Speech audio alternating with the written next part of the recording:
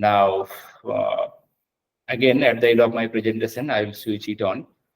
So participants, feel free to raise your queries during my presentation. Also, you may feel free to ask me questions at the end of my sessions also. So this is the outline of my presentation. So since it was 2.5 hours initially scheduled, a little bit late. So anyway, so I will try to complete by 4 o'clock.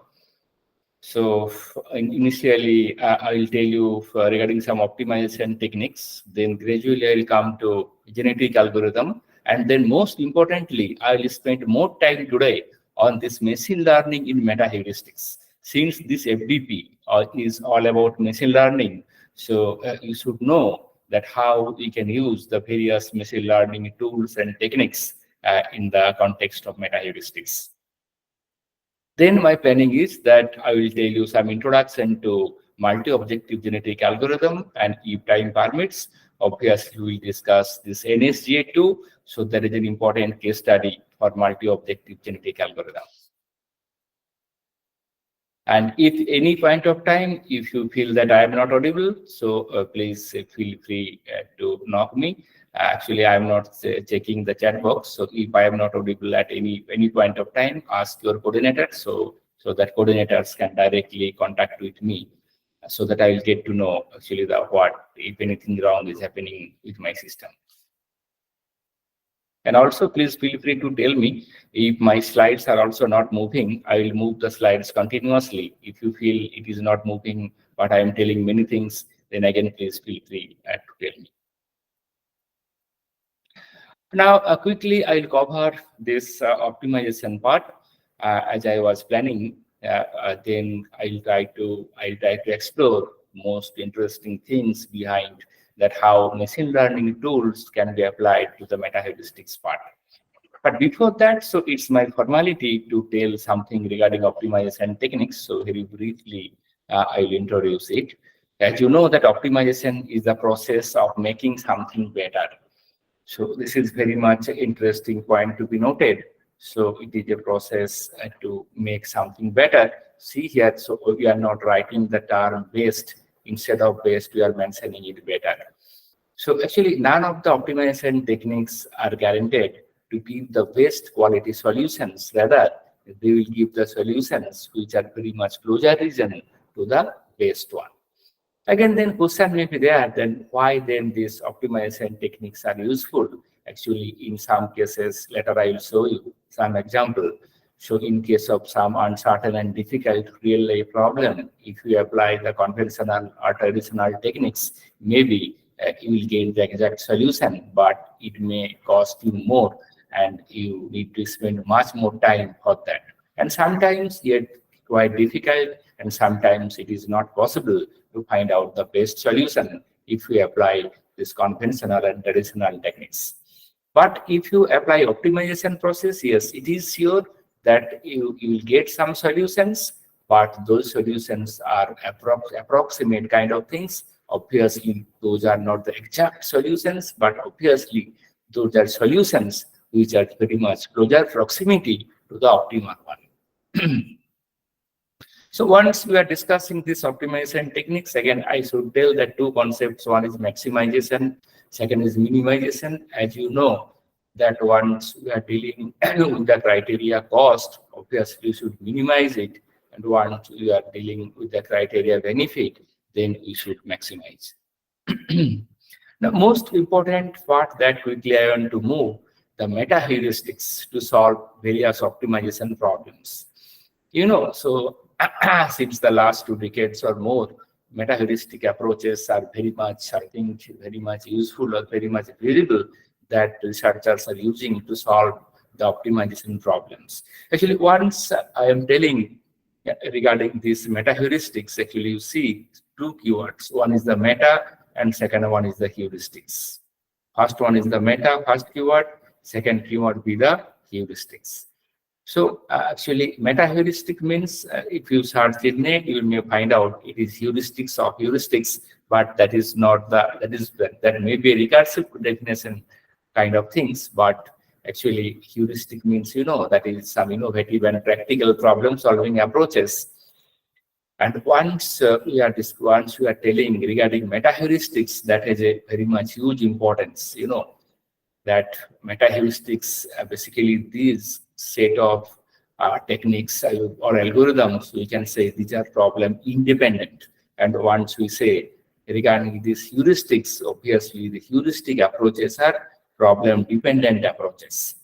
One again important thing are there, that differences are there, that if you add stochastic, or if you add a randomization plus heuristics, that will lead to you to the idea or to the concept of meta heuristics. So meta heuristics are much more important, as I was telling, that meta heuristics are independent, problem independent. That means you can map a wide category or wide variety of problems to these meta heuristic techniques, and you can solve those complex real life problems. And most importantly, that one important thing is there in the recent years. Actually, I can tell you that there is a growing research interest in integrating machine learning techniques along with these meta heuristic approaches, and that is the main concern today. Where I am going to highlight, or where I am going to give my own opinion in that particular perspective, so that might be helpful for your research work.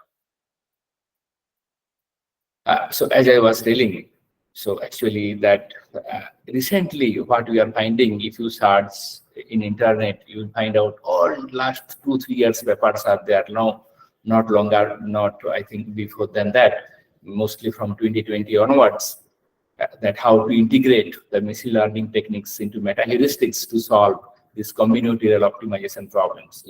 So once I will tell the term, or now I am telling the term, that is combinatorial optimization problems. So combinatorial optimization problem means what?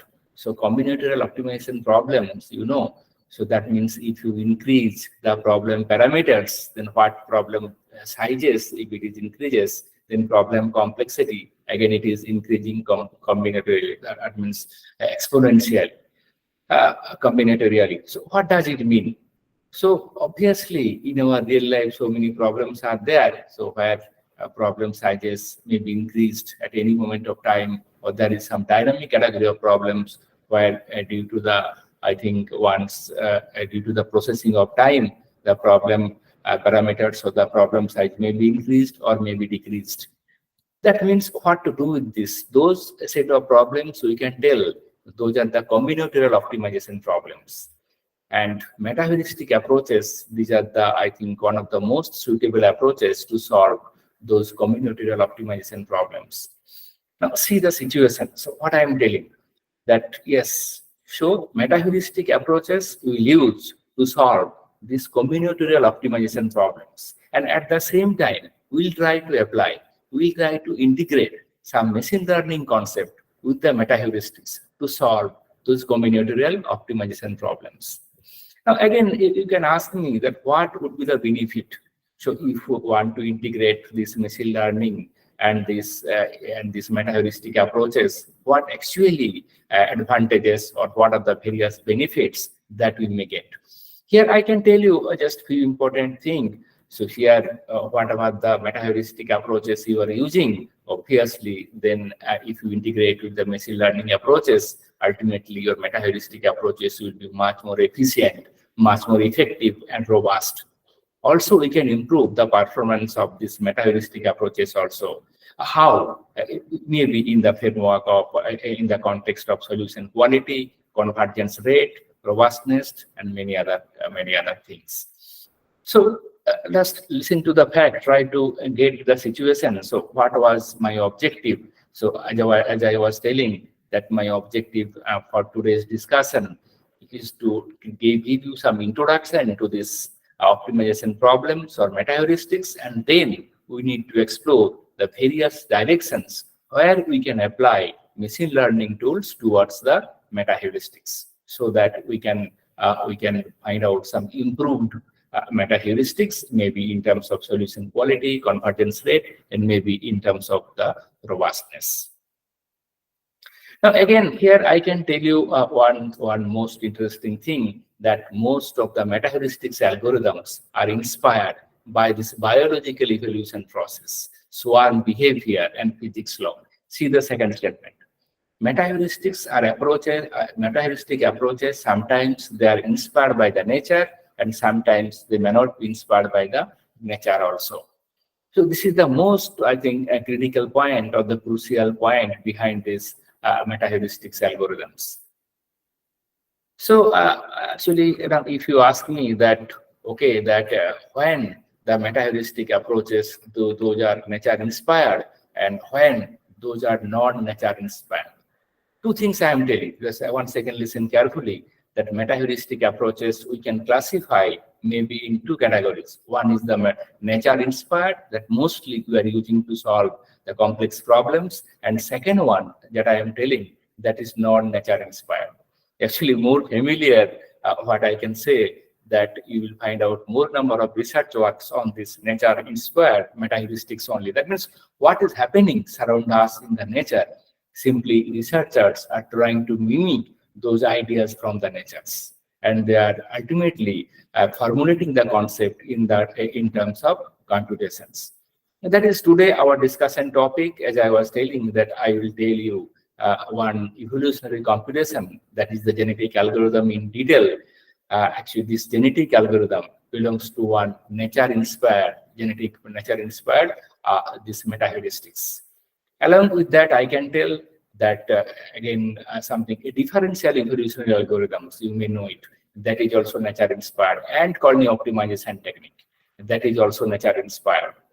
Particle swarm optimization techniques. So these follows the swarm behavior, what I was telling, ACO and colony optimization and PSO, particle swarm optimization. So these two optimization technique follows the swarm behavior.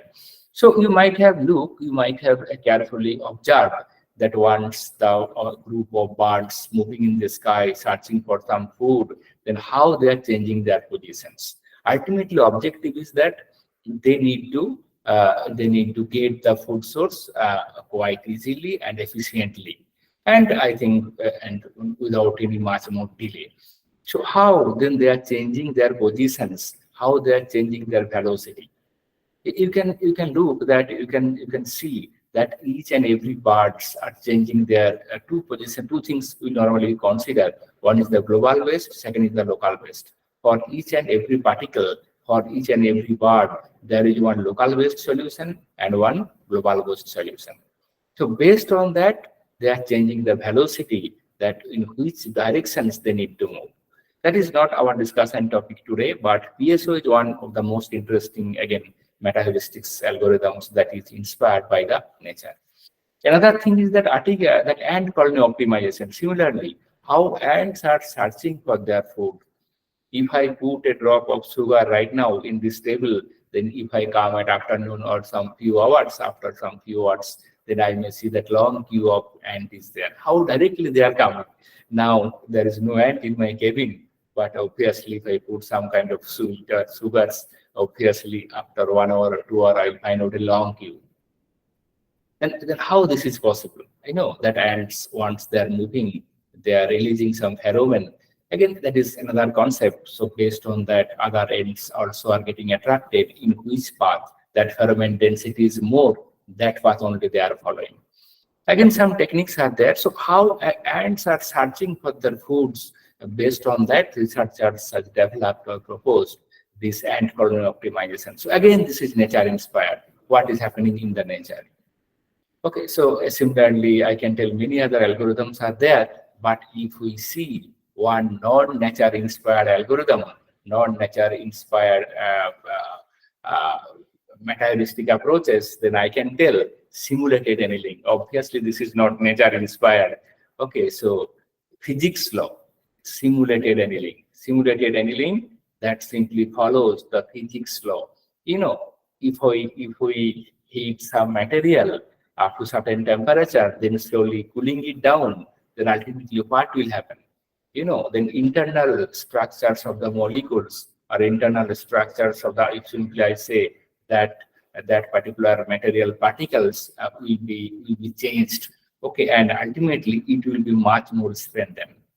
So this is the fact that if we heat to if we apply heat to some material and ultimately slowly cooling it down and do this process repeatedly, okay, up to some time.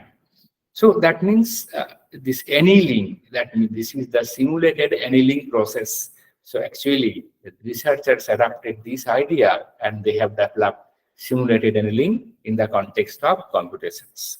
So that is again much more interesting algorithms. So that simulated annealing one is there, that what I was telling that is, and again, one more interesting thing is there, that is, I think, imperialist competitive algorithm, ICA. So that is actually inspired by the society. Again, another important thing is that, that is harmony search. Okay, that is inspired by the music, that is not the nature. So these are the non-nature inspired meta-heuristic approaches, but which are most popular today, obviously, these nature inspired based meta-heuristic approaches. And I should tell, once I have since today most of the time I will spend on this on these two things, on mapping meta-heuristics and machine learning algorithm. So better to say again, meta-heuristics may be classified again two types. One is memoryless, and second one is, I think, that have the memory. Now, memoryless, or they may be using memory. Two kind of meta-heuristics may be there. So what is memoryless? Once we're using genetic algorithm, simulated annealing, you will find out no memory is there. Okay, no memory is there. They do not use the historical information dynamically during the search process. You'll find out once I will tell genetic algorithm, obviously, no memory will be there. They do not use this historical information. No, they do not store any kind of information for the next procedure. But another category of meta-heuristics algorithms are there, that is taboo search. Taboo search uses some memory. Taboo means a memory itself. That means what will happen? It will memorize the previous informations, previous search informations, or it will memorize the previous historical information during the search phase. Why? Can you tell me why taboo search is memorizing, or simply, memorizing this, I think, last few searches, whatever the system has adapted, so that the memory helps, okay, to avoid to make some to avoid some repetitive decisions. As you know, this meta-heuristics, you can remember I told initially, meta-heuristics means randomization plus heuristics. So randomization are the key concept behind these meta-heuristics algorithms. So that means, so if everything is getting done randomly, obviously there is much more chances that similar searching or similar searching points may be repeated again and again. Okay, in the long run, or in the next few consecutive searches. How to avoid that? That's why researchers are using taboo search. That means it will keep in memory, keep in memory up to some parts, or up to that maybe memory size 10, 12. That means that much search informations it can store in memory. So to avoid to make some repetitive decisions. That is very much, I think, very much intelligent kind of things. And that taboo search may be attached to many of the meta-heuristics to improve their performance. Okay, so I have one paper where I have adapted this taboo search with simulated annealing algorithms to improve in performance, and that was well accepted. Also, I have seen that researchers are using taboo search in the various machine learning algorithms also to improve their performances. So that is the main point. What I was trying to focus on these meta-heuristic approaches. Now I feel that participants are having, getting some knowledge regarding the meta-heuristic approaches, so that we can discuss it more. We can explore more. Again, the meta-heuristics, what they can do. They can make two kind of decisions. So one is the deterministic decisions. Second one is this stochastic decisions during the search process to solve various optimization problems. So now what will happen? So now if we use to see the difference, meta-heuristics with deterministic rules, meta-heuristics with stochastic decisions. Two things are there what I am trying to find out. Now, if I look meta heuristics with deterministic rules, then what will happen? Meta heuristics with deterministic rule means they will always get the same final solution. Okay, while you are starting with the same initial solution, try to get it. I am telling meta heuristics with deterministic rules. Once meta heuristics are adopting deterministic rules, if you are using same initial solution, obviously you will get same final solution. But what is the case for the stochastic meta heuristics? You know, stochastic means they will apply the random rules, not the previously determined or deterministic rules kind of things. And ultimately, then what will happen? So you will obtain different final solutions. Okay, maybe you are starting from a similar initial solutions. See the important point what I was mentioning. Maybe deterministic, maybe using deterministic rules, maybe using stochastic rules. Deterministic means if your initial solution, and after getting, you will get the similar outcome. You will get the similar. I think the final solutions will be similar. It will be same. Similar. And if you apply that stochastic, then stochastic means obviously it will apply some random rules. Whatever you may use, the initial solution is your similar, but again, final solution will be different. So that is the most interesting. So few category or few classifications regarding the meta heuristics algorithms right now we are discussing. Again, it may be two categories. One is the single solution based, second is the population based meta heuristics algorithm. So single solution based meta heuristics and population based meta heuristics, so this is a search space. Search space means what? Search space means we feel that, so here number of feasible solutions are there. And our meta-heuristic approach which will help us to find the solutions which is very much near to the optimal one. So for that purpose, you may start with a single solution and gradually you may update the solutions. You may change the various parameter values, or you may continuously update the solutions so that it may reach to the desired solution. This is one kind of concept. And second kind of concept is that population-based meta-heuristics. That means instead of considering a single solution, you will start with a number of solutions like that. And simultaneously, you need to update the solutions so that this will help you to reach to the desired solution quality. Population-based meta-heuristics. So what will be our objective? That each and every iteration or each and every generation will try to improve the average fitness value of these solutions.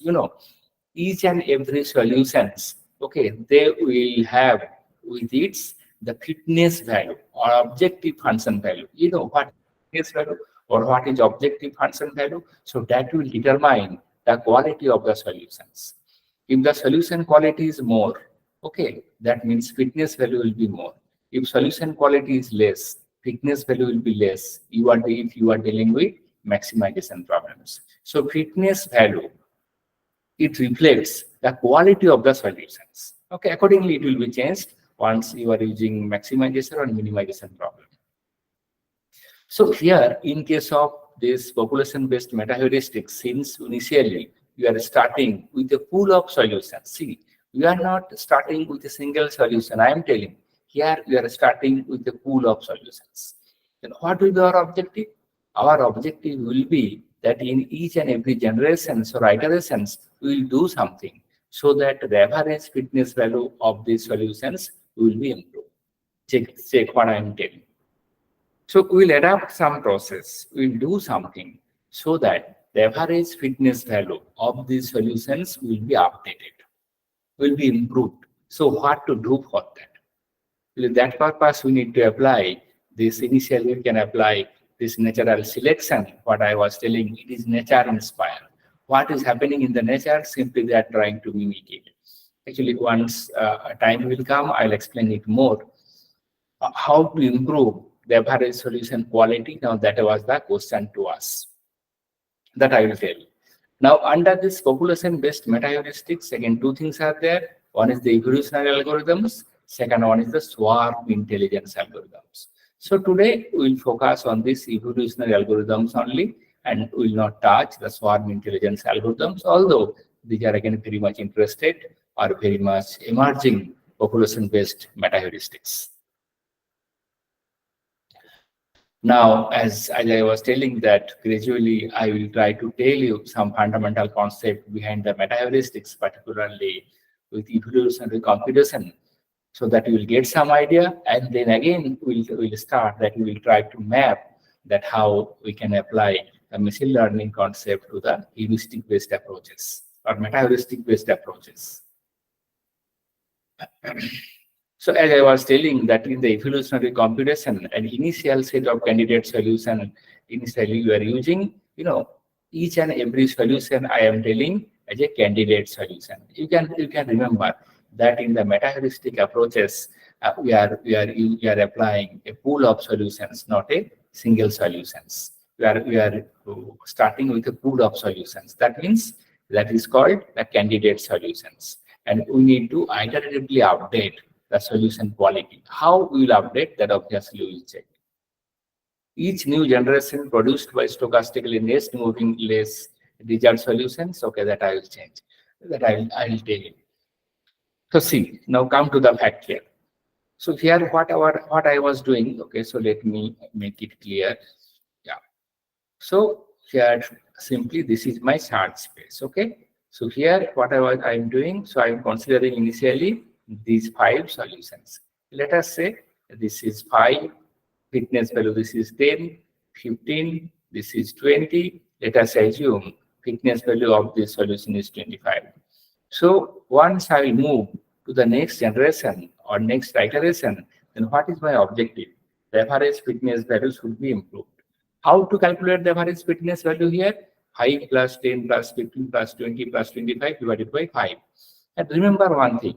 So here in each and every generation, the number of solution will be fixed one. We will not change the number of solution in each and every generations. So how to improve immediately the average fitness value? So now, as I was telling that the concept that meta-heuristics are nature-inspired, once we are discussing genetic algorithm, obviously this is the nature-inspired kind of things. So if I ask you a question, so naturally, which things will survive? Okay, whatever you are finding in nature, which things will survive and which things simply will be obsolete or will die off from the nature. Obviously, those species or the things that are well adapted to the changes in nature, they will survive. And the things those are not well adapted to the changes in nature, they are going to vanish. So this is called natural selection. Or simply we can tell that Darwin's theory of simply survival for the fittest. So that means, again, I am telling, again, normally I say some important points here. I love to give some example here that if we say that, if we say here that giraffes, example of giraffes, that if I tell one important statement, giraffes have always long necks. It is true or false? Obviously, it is false. Someone may be wondering why I am telling it is false. Because initially giraffes, both kind of giraffes with short neck and long neck were there. But what happened? So once the leaves in a tree, the lower branches leaves simply they're eaten by that, I think, by that long neck giraffe and the short neck giraffe, then what was happening? Then short neck giraffe will start, I think, will face some challenges to survive. Because once the leaves from the lower branches is over, really they will struggle to survive. But for the giraffes with the long neck, they will quite comfortably, they can survive. So now can I tell that giraffes which are having the short necks, they will totally die off. They will vanish from the system.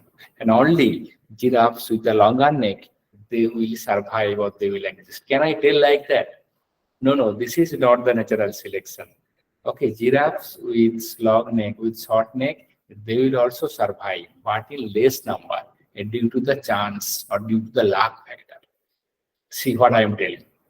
And giraffes with the higher neck, long neck, they will survive in more number. It's not like that. giraffes with short neck will entirely disappear. No, no. Giraffes with short leg will survive, but in less number due to the luck chance factor, where giraffes with longer neck will survive in more number. Similar thing will happen for our solutions. This is called natural selection. The solutions which are of good quality solutions, and they will be copied in more number to the next generations. Solutions which are poor quality solutions, those will be copied in less number to the next generation. See, the concept we are adapting from the idea of natural selection only. Okay, so if we map here the concept, then what will happen? Then 25, then this may be in 2 copies, as I was telling. Better quality solutions will be copied in more number to the next generation. Let us say this 20 be 1 copies. Let us say this 15 be 1 copies. Let us say this 10 will have 1 copies. So simply that this 5 it was discarded, and 25 we are having more number of copies for the decision. All things are getting done randomly, stochastically. So, okay, the system has no control on that part. Now, how the things are actually happening, that I will tell you, the technical depth behind it. Actually, Rowley wheel selection, few selection kinds of concepts are there. Rowley wheel selection, tournament selections, and some other concepts are there. But using those concepts, this kind of incident, this kind of natural selection will happen. So now if you take the average fitness value of these solutions, obviously you will find out the average fitness value is getting improved. Needless to say, yes, average fitness value is getting improved. But see here, in my initial population, number of solutions were 5, and in this generation, again number of solutions is 5. As I was telling, this is the assumption. Number of solutions will be fixed once you are moving from generation to generation. So simply see, so this is, we have applied the concept of natural selection. What is happening in the nature, simply we are trying to adapt it in terms of computation, and we are finding a surprising result.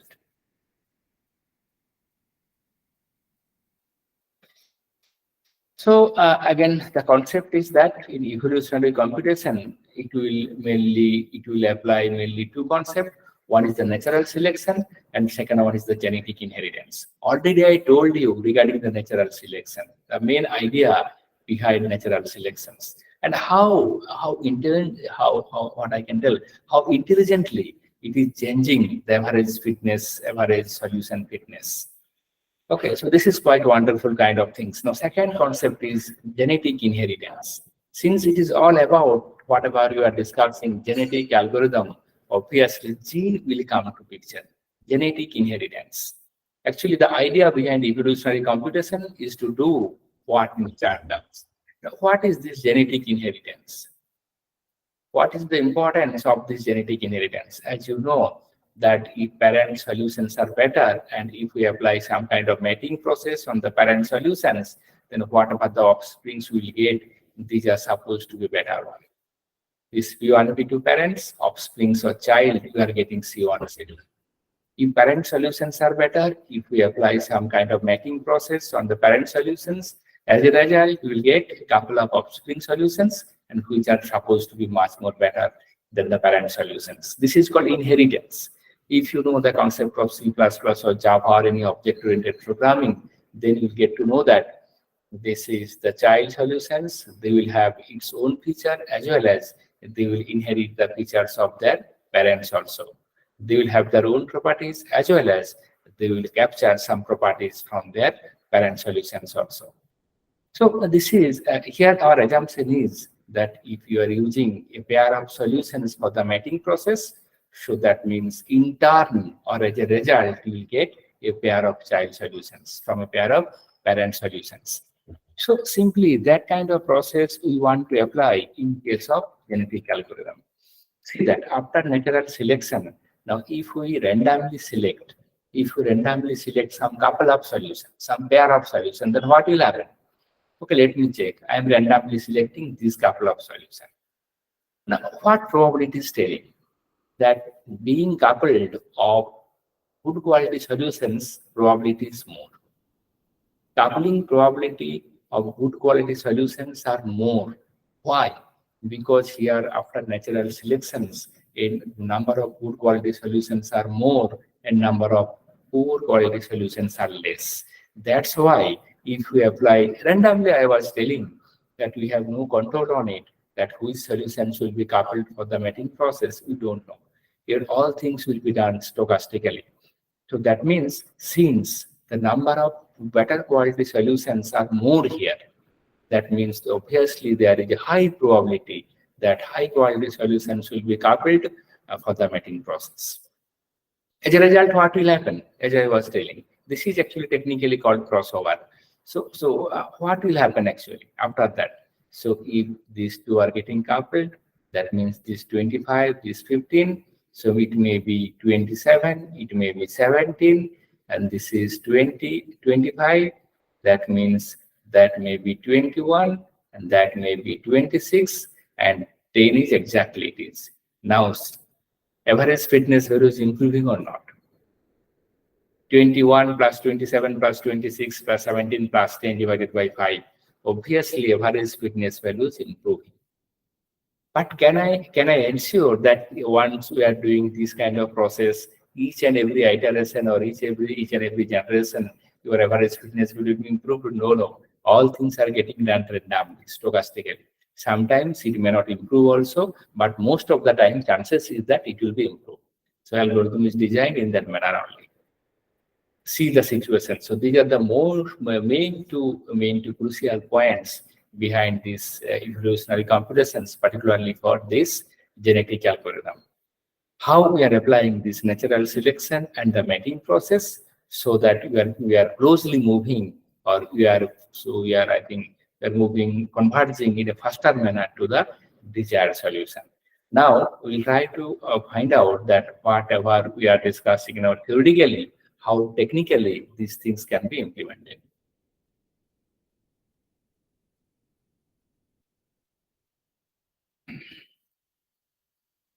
So this point I told that genetic algorithm basically principle of natural selection, select the best and discard the rest. That is very much important one for this natural selection genetic algorithm. Giraffe's example I told. Yeah, one thing I forgot to told that genetic algorithm main motivation here is that to deliver a good enough solution in a fast enough manner. See the situations. All the optimization techniques, okay, they are supposed to give us good enough solution in a fast enough manner. Now, if you see that suppose I am visiting some places in Visakhapatnam, and suppose I don't have any idea regarding that. Now I want to visit from some source to destinations. I suppose from Visakhapatnam airport I want to visit your college or institute. Then how to do that? Then immediately you can say, "Oh, sir, you can take some cab or something else." Okay. Suppose I have my own car and I want to find out the shortest route. Okay. So from airport or from railway stations to your institute. Then how to do that? Obviously, I will take help of GPS navigation system, and it will show me the optimal path from source to destination in super fast manner. But now, can you tell me that whatever the path showing by GPS navigation system, is it always the optimal path? Is it always the shortest path? Have you ever seen it? Whatever the paths you are finding, exploring using GPS navigation system, always that path is the shortest path, or you are getting the path which is very much closer to the best one. Obviously, the second statement is correct. Whatever the paths you are getting, that is all the times, it's not like that this is the best path, or simply I can tell this is the closer to the optimal one. This is very much interesting because if you want to find out the best path, best route from source to destination, then it may take, I think, half an hour, or sometimes it may take few hours, much more time. So by that time, I may be reached to your institute. That means obviously you should take help of GPS navigation system, and you should take help of this optimization techniques, which may give us Good enough solutions, good enough means near to optimal, fast enough manner. See that it will not take so much time. What about the time may be consumed by your traditional conventional process? So rather be faster manner. That's why approximation actually we say meta-heuristics algorithms belongs to the category of approximate solutions. That will not give you the exact one, better it will give you the approximate one. So these are some few terminology regarding this genetic algorithm. So population means the set of possible solutions for a given problem. That is called population. Chromosome, now already I told you population is a group of solutions, pool of solutions, and each and every solution is said to be a chromosome. I have shown you some chart space. So each and every, this is the population. Here population size may be 5. Okay, so each and every candidate solution is termed as a chromosome. So once we are discussing genetic algorithm, obviously this genetic means all about genes. So that's why these solutions are termed as chromosome, and the parameters of each and every chromosome is termed as gene. Now, what is a gene? Check it. So each and every solution is comprised of some parameters. Each and every parameter is said to be a gene. So how much are the parameters? So if I tell you regarding the traveling salesman problem, so as you know, in this traveling salesman problem, a number of cities are there. Now in the traveling salesman problem, a number of cities are there.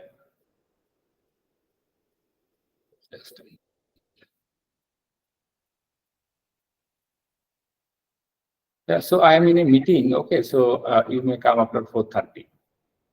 After 4:30. 4:30. Okay, sir. So at 4:30 I can call you? Yes, you can call me.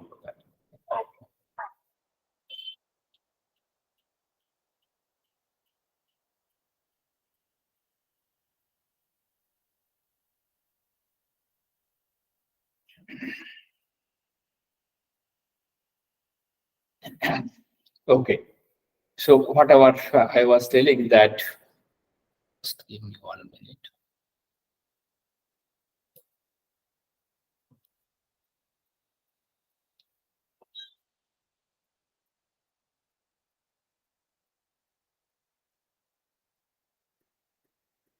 Yes. So what I was telling that regarding the chromosomes, as I told, so each and every candidate solution is said to be a chromosome, and the parameters of the chromosomes are said to be gene. As I was discussing regarding in traveling salesman problem, so these may be the cities, suppose, and a salesperson is there. So the salesman, what he or she will do, he will start from initial city and she or he will visit all the cities at most 1 times. Okay, so except the first city where she will start and she will complete the tour. So that means, now see that. So here objective is that to minimize the cost or to maximize the benefit. So here what are the parameters? So parameters are the cities. So that means if I say then A, B, C, D, E, A. So that might be a feasible solution.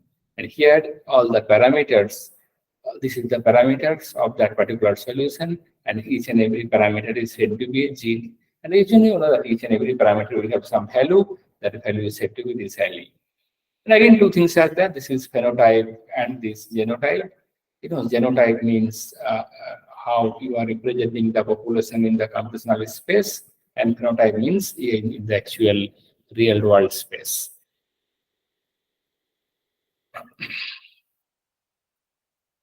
Okay, now quickly, as I was telling that quickly we'll move, we'll try to get some idea on this genetic algorithm, and then again we'll spend more time that how to apply this machine learning into this meta-heuristics. So this is the flowchart of this genetic algorithm that you can check. Now here initially we need to create a population of chromosomes. So as I was telling, we'll start with a set of solution. Then we need to determine the fitness value of each and every solutions. So this is our suppose this is our population of chromosomes. Then we'll determine the fitness value. This building or this formulating the fitness value is very much important for any of the optimization problems. Actually, how you are formulating the fitness function or objective function, your entire, I think, computational time will depend on that. So you should be very careful while you are formulating or proposing the fitness function for any of the optimization technique. So this is suppose now these are the fitness values we are computing 5, 10, 10, 15, 20, 25. Fitness value we have determined. Next, what we will do? We'll go for the next generations by implementing the natural selection. So as I have already shown, so then we'll implement here natural selection. Okay. After the natural selection, what will happen? After the natural selection, we will get a pool of more good quality solution and less poor quality solutions, as we have seen earlier. Then we need to perform reproduction operator crossover. What I was telling regarding the genetic inheritance and what will happen if we apply some kind of mating process on a pair of solutions, then what will happen? Actually, the same thing is said to be crossover. Okay, so now we will apply crossover. Crossover means randomly we will select some couple of solutions and we will apply the crossover technique so that from a pair of two solutions, you will get two parent solutions, you will get two child solutions. Why it is expected that if parent solutions are better, the child solutions will be much more better. Also, exceptions or deviations may be there. Then we need to perform mutation. What is mutation? Mutation is said to be sudden changes in gene.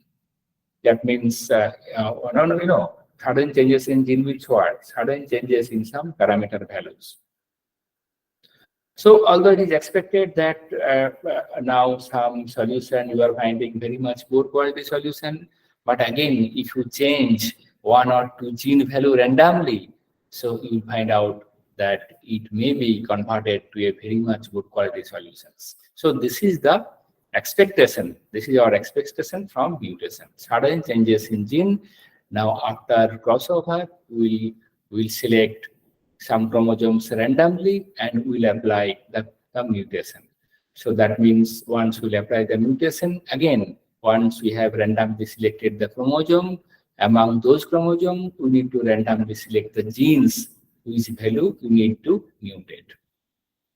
So once this mutation is over, then what will happen? Then again, you will return back to this initial phase. Again, see that. Again, determine the fitness value of each and every individual. Now, see how many times you need to execute your fitness function. Many times, each and every generations for each and every solutions you need to just apply. You need to implement this fitness function. That means that's why I was telling that this is one of the most important drawback or simply for the genetic algorithm, it may increase the computational time. Unless otherwise, the fitness function is built up, I think, efficiently. Okay, for building up the good fitness function, again, you can apply the machine learning concept also that you will see later. So now this is the process. So again, the same process started. So again, determining the fitness value, then again this, yeah, again this cycle will be continuing. Now simply you can ask me that why to terminate or why to stop the genetic algorithm. So again, many termination criteria are there for the genetic algorithm. I think one is already given in this flowchart that if you find that you have, I think, your generations, I think now already get up then to some fixed given number of generation, then probably you may stop. But I can tell you that this is not the good stopping criteria for genetic algorithm. Most important criteria is that whatever you use, that after some consecutive under some consecutive successive generations, if you find there is no significant changes among the average fitness values, then only you may feel that your solution had been converged, or you may come out, you may terminate your process. Once again, I am repeating. So in some consecutive generations, okay, successive or consecutive generations, if you find there is no significant changes in the average fitness value, what does it mean? There is no significant changes in the average fitness value. That means average fitness value is not improving. Why it will not improve? If you have reached to the desired goal, then it may stop improving. Getting average fitness value not improving, probably this signifies you have reached your goal, and at that time, probably you might terminate your genetic algorithm. So that is the most important one normally whatever we use. Now, quickly, I will discuss that is required to be discussed. Otherwise, the knowledge cycle will not be completed. That some issues involved in this genetic algorithm. How to create chromosome, what type encoding scheme to use, how to perform crossover, mutations, and how to select parents, how to implement the natural selections. Now we have so much, I think, theoretical concepts, but now this is the time that we want to be much more technical. So what to do, how to create, what encoding scheme to use for creating the chromosomes, let us say. So chromosomes, as you have seen that, you can remember that already I have shown you one example of chromosome once I was discussing the traveling salesman problem. So that means one solution is said to be a chromosome. And one of the most simplest encoding technique, most popular encoding technique for any chromosome is the binary representation. In binary representation, each and every chromosome you can represent the bits of zeros and ones. Now you may ask me that, sir, how many zeros and ones you are using? Actually, that depends on the number of parameters. That depends on the number of genes of the chromosome. How many number of genes will be there? How many number of parameters will be there? That many number of binary digits will be there. Again, you may ask me, sir, how you are defining that which value should be 1, which value should be 0. Yes, so for that purpose, I want to tell you one more concept, that for what kind of chromosome you may use the binary encoding technique. You see, once you are representing the chromosome using the digits or bits of zeros and ones, that is obviously a binary encoding technique. Okay, so for what I think, when this binary encoding technique is much more fruitful. Is it like that to solve all the problems, this binary encoding technique is much more fruitful? Or for what category of problem this binary encoding techniques will be much more fruitful? So binary encoding technique cannot be applicable to solve each and every problems. Because see here, if you can look this carefully, then you will get to know that each and every parameters or gene will have two values only, either true or false, yes or no, 0 and 1. That means for those kind of problems where gene can be expressed in terms of two values only, there only you can use this binary encoding technique. Are you getting it? So for some category of problems where you can represent each and every gene using two values, either 0, yes, no, like that, on or off, then only to solve those kind of problems you can use this binary encoding technique. Again, there are many other ways of encoding technique. That mainly what kind of encoding techniques you are going to use, that depends on the problem. Now here I can tell you one important thing, that if I can tell you one problem, I think knapsack problem, which I have not included in the PPT here. Knapsack problem, if you can know the problem, then it will be fine and good.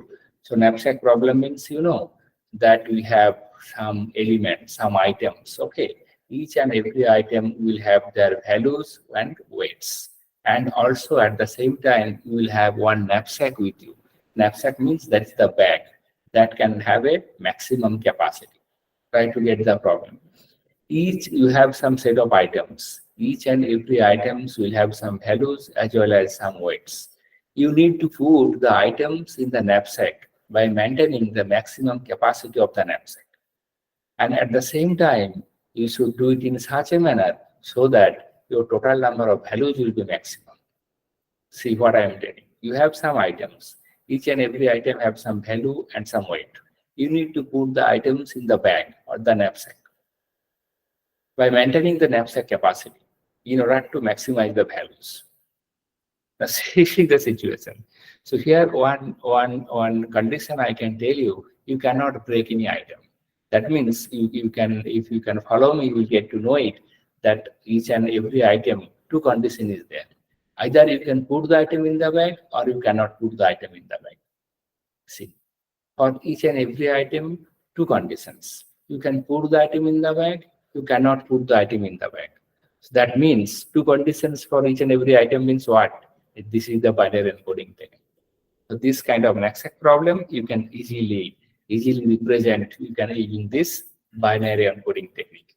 But for another kind of, I think, where these two values are not possible for each and every genes, there you cannot represent it using this binary encoding format. Actually, most of the real life problems are different, where this binary encoding technique may not be fruitful or may not be suitable. Okay, now fitness function already I told. Now we'll see that the selection. So as you can remember, so I told you that once you have your initial pool of chromosomes, you have computed the fitness value, then what is your next target? We will go for the natural selection.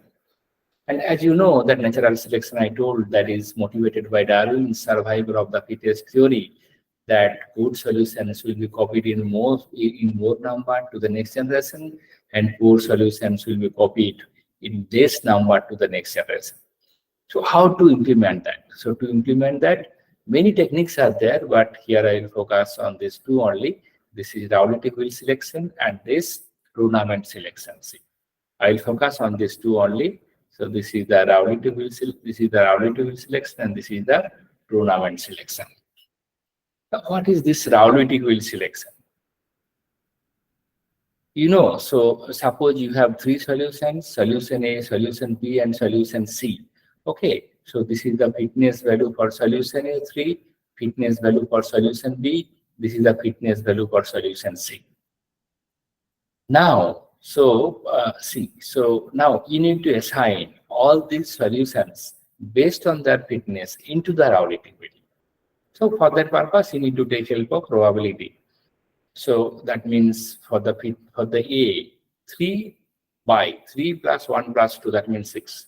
3 by 6 means half. That means 50%. So that means solution A will occupy 50% of the Rowley wheel.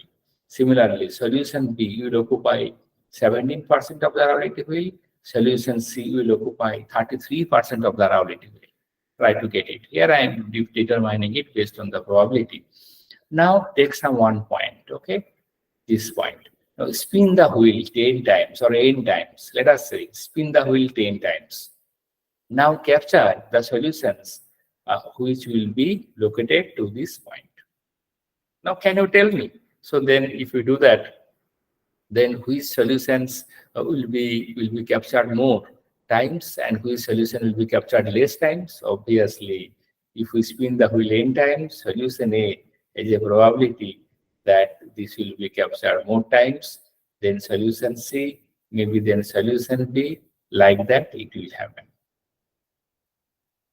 But solution B, it will have, I think, it will have very less chances to be captured. But can I tell that solution B has a 0 probability to be selected? Can I make any comment like that?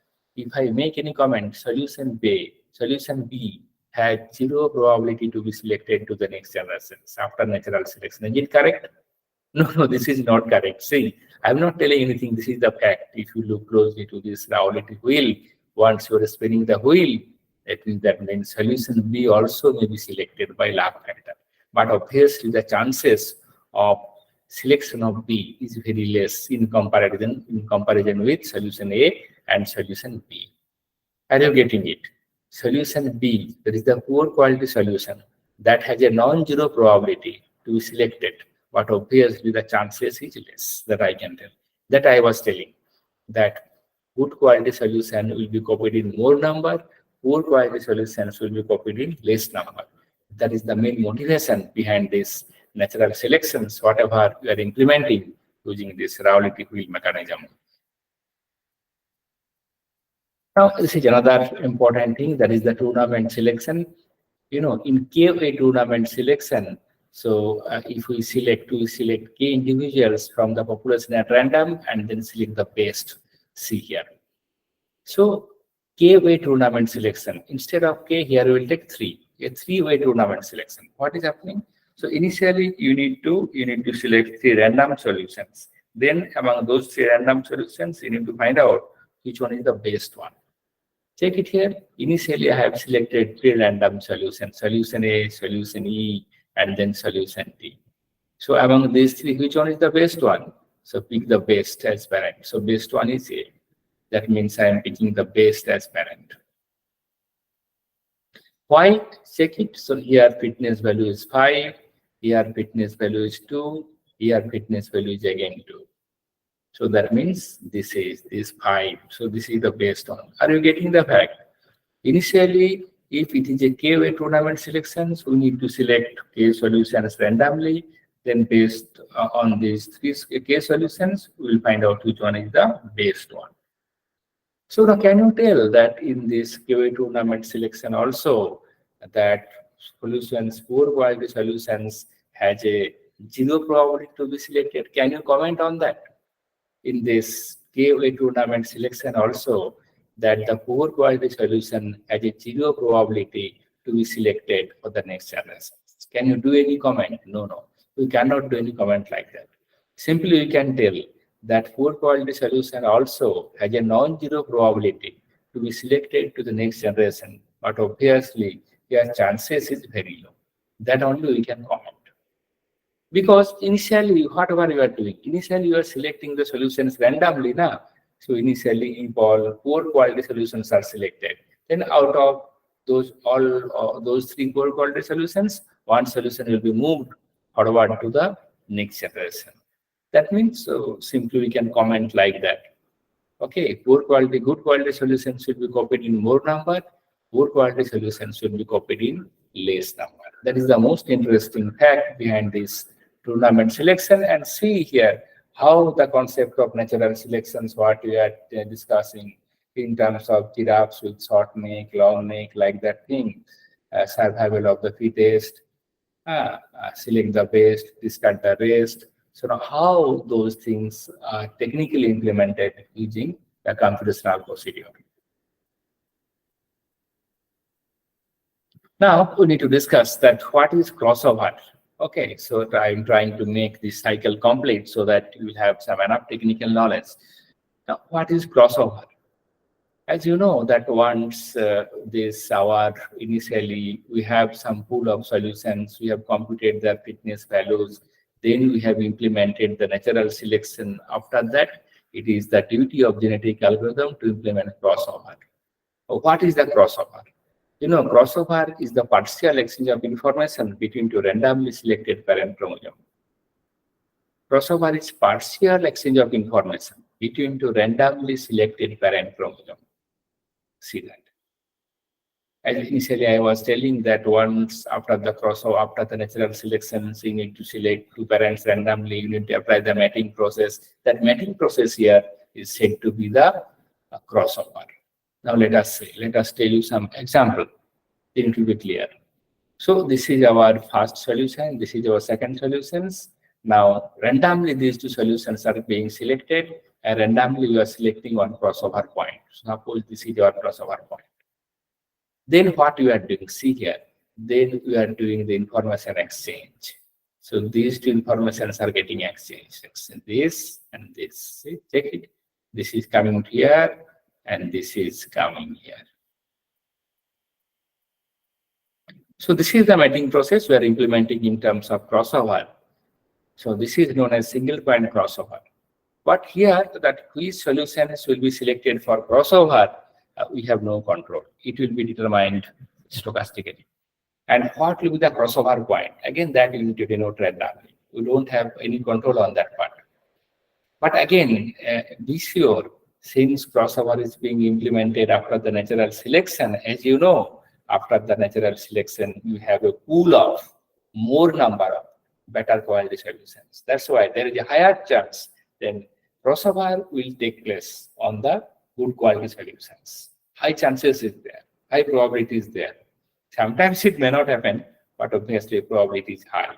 And that is the main motivation or main purpose of crossover after the natural selection.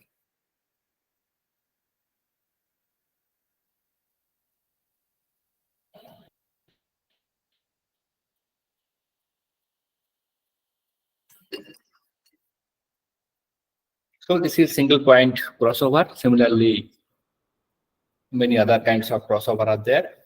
Multi-point crossover, uniform crossover, many other crossovers are there. So main idea of crossover you should remember. So that is the only things. That is the exchange of information. And in the various ways you can exchange the information. And again, you know that crossover and mutation. So these two operators basically based on the encoding technique. Whatever encoding technique you are using, these two things are entirely dependent on that. If you propose a new encoding scheme, then you need to propose a new technique for crossover and mutation as well. See here I have given another example in terms of this binary encoding technique. So these two are chromosomes, okay, and this is the crossover point. Randomly I have selected. Now see, so from these two pair of chromosomes, we get another two pair of offsprings. So left side is similar, but right side simply it is exchanging the information. Are you getting it? So what is happening? Check. First is coming to second. This part is going to click this here. Exchange of information. Okay, so this is happening for this crossover. Since we are now telling an example regarding binary encoding technique, so you are finding it is easier. But again, various types of crossovers are there, which sometimes which is really difficult because that is based on the entirely the encoding technique. And mutation, as I was telling, so mutation operation, this is randomly changes the offspring, okay, resulted from the crossover. Mutation is intended to prevent failing of all the solution in the population into local optima of the problem. Mutation is mainly useful to avoid the local optima. As you know, what is the concept of this global optima and local optima? So this may be the points of the solution space. So this is called the local optima. This is called the global optima. Because if your strategy is a greedy strategy, then what will happen? If you are not using any stochastic kind of concept, okay, simply you are using some heuristic techniques, some greedy heuristics techniques, then what will happen? So once you move up, then you will reach to this point. If you move left or right, both sides, either left or either right, what you will find out? You will feel that solution quality degrading. Okay, if you are moving to the neighbors, either in left or right, or in the surroundings, your solution quality is degrading. What do you feel? Better to stay at this point. This is my global best. But is it correct? No, no. This is the global best. You know, that means sometimes once you are moving to a solution which is poor than the original solutions, then again you need to accept the solutions for the sake of longer. That's why I was telling now that in meta heuristics, the concept of randomization is there. Randomization plus heuristics, known as meta heuristics. That means sometimes randomly, once the solution quality is poor, then again we will accept the solution. Okay, in the expectation that in the longer run, this will lead us to get some good quality solution. Okay, so this will allow you to get out from this, to come out from this local optima kind of concept. So that is crossover. Actually, mutation is mostly useful to us to come out from this local optima concept. What is mutation? As I was telling, that once your crossover is over, then randomly you need to select some chromosomes. So you don't need to select a couple of chromosomes, pair of chromosomes for this mutation. Okay, that kind of scheme is not required. So you can select some individual chromosomes. Okay, pairing of chromosomes are not required. And once we have randomly selected some chromosomes, then you can randomly select some genes of those chromosomes, and you can change, mutate their values. If it is 0, make it 1. If it is 1, make it 0, like that. See here. So this is the original offspring one, whatever we have got after implementing the crossover. So here again, what we are trying to do, check it here. So this is randomly we have selected one gene. This is the position. It is value is 1. So once it is mutated, it is changed. So this is mutated offspring 1. And again, we have considered one more offspring randomly we have selected.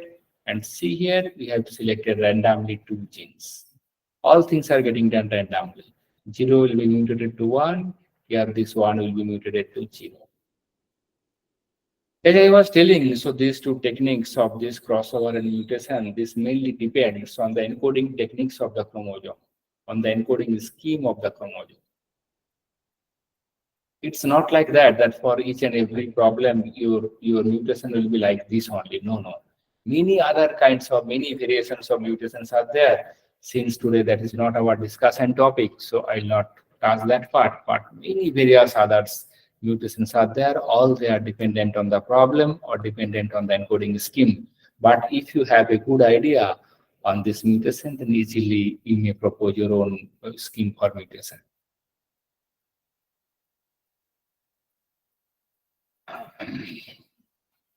Okay, here one point I missed, basically that elitist model of genetic algorithms. You know why it is important. Elitism, that is called elitism.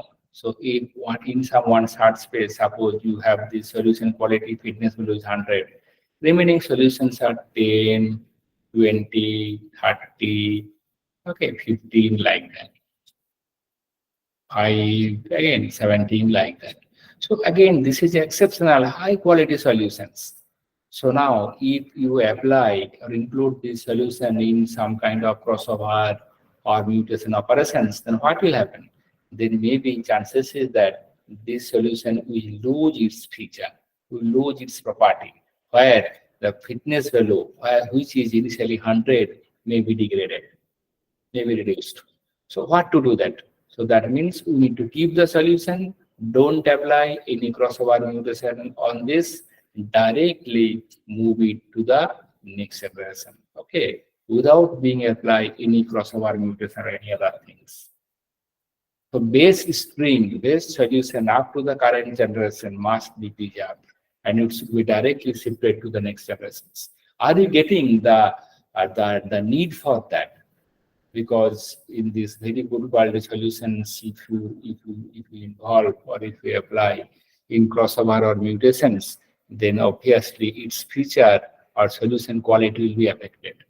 Okay, so you need to move or shift it directly to the next generation, so that will help you to get a rapid convergence process.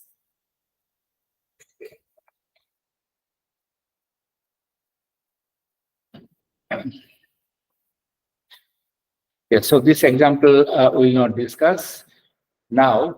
If time permits, later we will see. So there are various application process for this genetic algorithm, whatever I am telling anyway. So now I'll give you just refreshment time for 10 minutes only. So this is 3 o'clock. Again, we will start at 3:10 and then we will continue up to 4 o'clock. So this is the very much interesting things that we are going to discuss, this machine learning in meta-heuristics. Now already you know fundamental ideas regarding the meta-heuristic techniques. Okay, that also you know the understanding of the basic principle or flowchart or algorithm for the genetic algorithm. So now genetic algorithm, you know, this is a very much well-known meta-heuristics.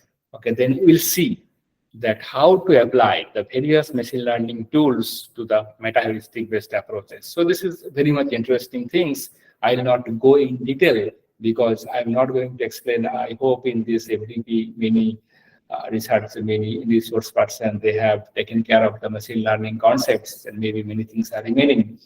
So based on that, so I will restrict myself to discuss on this machine learning tools and techniques.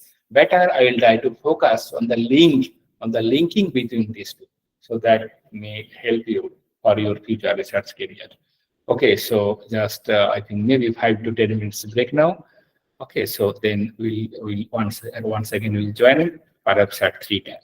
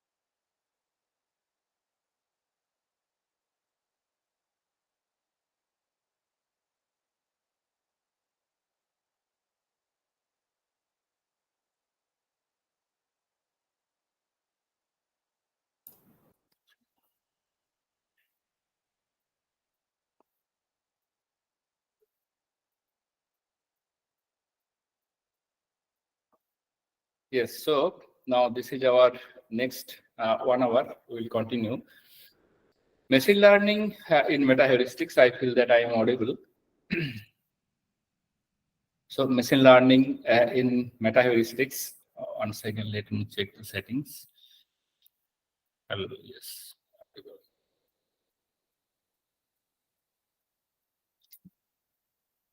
Okay.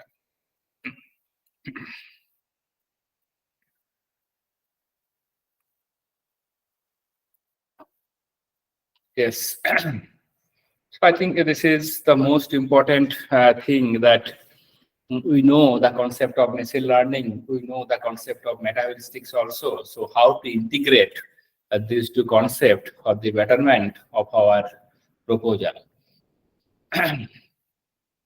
Let us see what I am trying to focus. So I think already I told that meta heuristics and combinatorial optimization problems regarding see. So here main problem, so main motivation behind that see, already I told, see that metaheuristic approaches, these are computationally intelligence paradigm that is widely used for solving complex optimization problems, particularly these combinatorial optimization problems. Metaheuristics uses approaches, so as I was telling, mainly useful for solving these complex optimization problems, particularly this combinatorial optimization problem. As you know, this combinatorial optimization problem, this is very much complex class of optimization problems. Okay, here decision variables, discrete, finite search space, and at the same time, many of the, I think, combinatorial optimization problems belongs to the NP hard class. Once something is NP hard class of optimization problems, then you may feel the heat. It requires exponential time to be solved, okay, to optimality. So what is the difficulty factor here? So basically for these kind of problems, meta-heuristic approaches can provide approximate solutions, as I was telling, acceptable solutions, approximate solutions in a reasonable computational time. Okay, and what about the results we are getting? Obviously, that are as useful only. It's not like that approximate solutions are not useful. So now this is the main reason then why these meta-heuristic domains, why these meta-heuristics approaches are so much, we are finding so much growing up in the last few decades. And simply, I can tell that if we focus into much more details, that meta-heuristic approaches, these are the, as I was telling, family of approximate optimization methods. See, the first point, what I am focusing here, is family of approximate optimization methods. Okay, so that arrange and simply pilot, simply maybe an interaction between local improvement procedure and the higher level strategy. See what I am trying to tell. So it tried to organize a pilot interaction procedure between the local improvement procedure and the higher level strategies. What is our objective? We are trying to create an iterative search. Okay, so which will be capable simply to come out from the local optima and which can perform a robust search. See the situation, what I am telling. Try to get it. So this is very much important point, whatever I am telling. Based on that, the why we need to apply the machine learning concept, that foundation you can explore. So I am trying to move to the depth as much as possible. So simply try to see what I am telling here in this context. So once so in this once you are doing the iterative search, so you can remember in genetic algorithm I told you need to do so many iterations. So in that iterative search process, so what will happen? Can you imagine? a huge, a considerable number, a huge amount of solutions are generated. And also they will be evaluated as well as evolved. Until unless you are getting a promising solutions. Try to get my point. So once doing out, you are considering the iterative search process. So maybe there it will be generated much more, many number of solutions will be generated.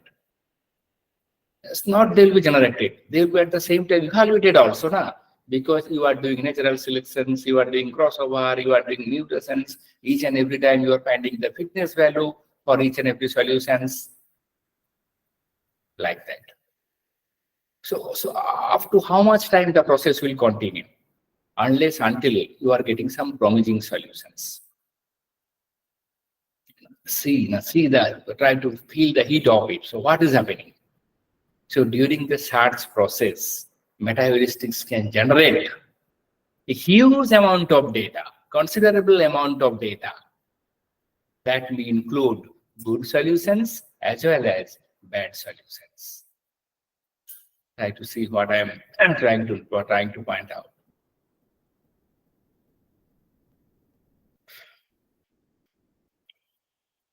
So once we are in a search process, iterative process, we are generating a number of solutions. We are evaluating the solution, evolving the solutions until unless we are getting some good solutions, reasonable one. Then what will happen during this search process?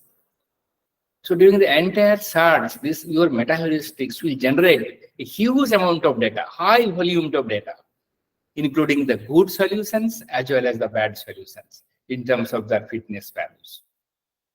See the situation. Huge number of solutions you will get. Some of them may have some good solutions. Some of them may have some good fitness value. Some of them may have some bad fitness value.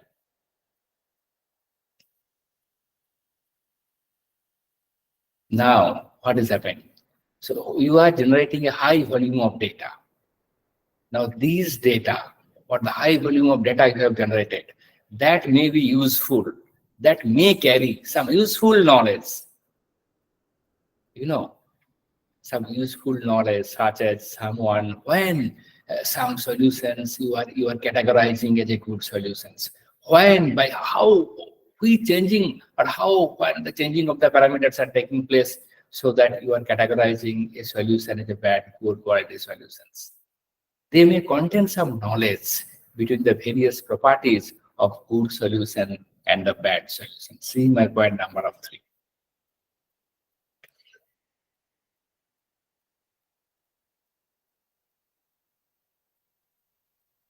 They may have some good knowledge. Whatever the data you have explored, these data may have some good knowledge.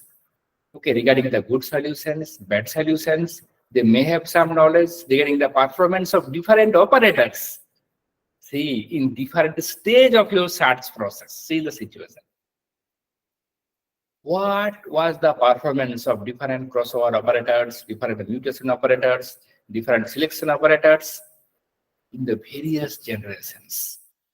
And what was the precedence of these search operators? Which crossover operators was much more useful in which generation, which mutation did not respond that much in which generation? Regarding that kind of huge information, huge knowledge it will have. But unfortunately, whatever the classical meta-heuristic you are using, that don't use any form of this hidden knowledge in the data. See the 4th point. This is more interesting point. If you are trying to apply machine learning in the context of meta-heuristic, this is the most important one. Classical meta-heuristics does not use any form of knowledge hidden in these data. So what to do? But we want to take help of the data. We want to utilize of the data. We want to utilize the data for the sake of better performance of our meta-heuristics approaches. Then what you will do? See, are you getting the points? Whatever I am trying to focus. then you need to think about these machine learning techniques. Now the concept of machine learning is coming into picture. Then you need to think about the machine learning techniques that can serve this meta-heuristics algorithm. How? By extracting, it will extract the useful knowledge from the generated data, whatever you got throughout the search process. Once again, see the point, what I have written, last point. Machine learning techniques can serve meta-heuristics by extracting the useful information from the generated data throughout the search process. So that is the main motivation that you can apply machine learning techniques into meta-heuristic approaches. Ultimately, what will happen? Your meta-heuristic approaches will become whatever earlier I told, much more interesting or much more efficient.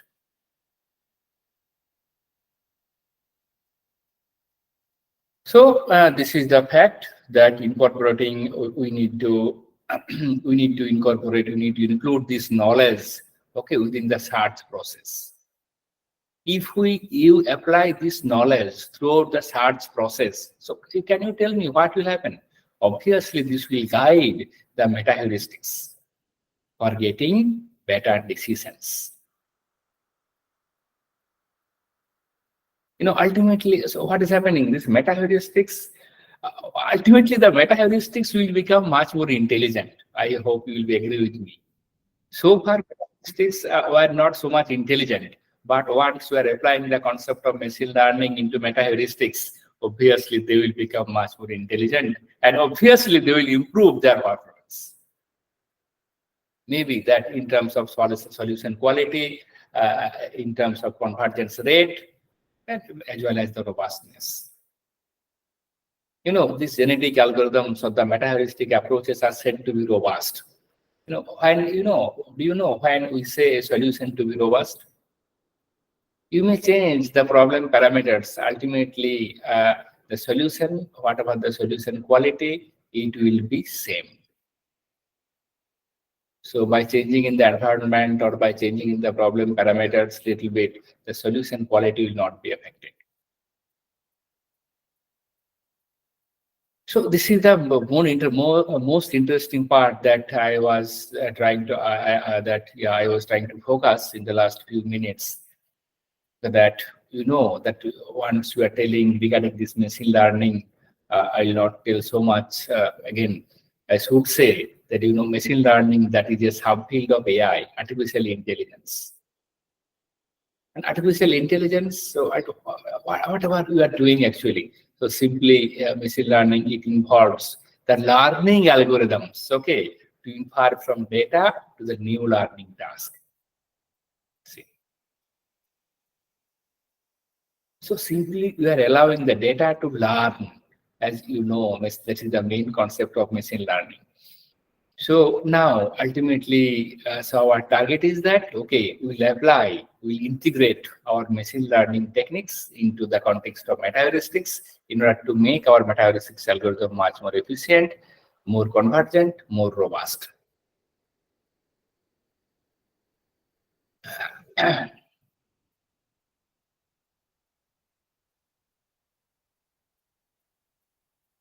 Now, whatever I can tell that, yes, actually, you can find out some papers that on how researchers have applied this machine learning into meta-heuristics. But this is a very much emerging research domain.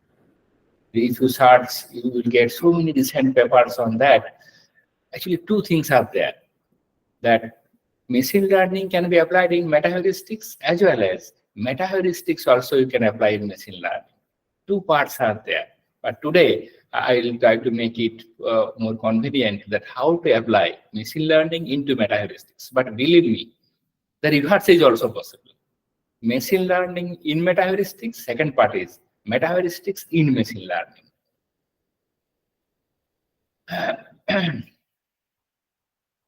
Anyway, so just I'll just proceed with this machine learning. Okay.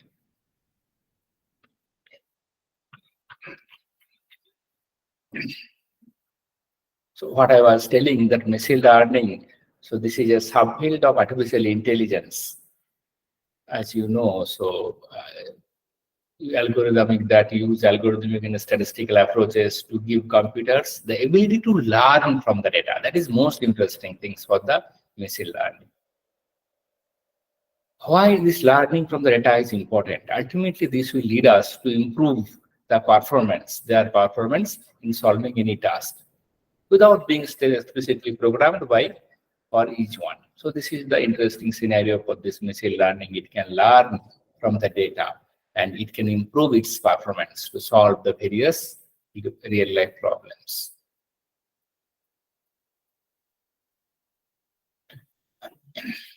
Now, these systems can improve their learning over time autonomously using the extracted knowledge from the data and informations, so in the form of observations and real world interactions.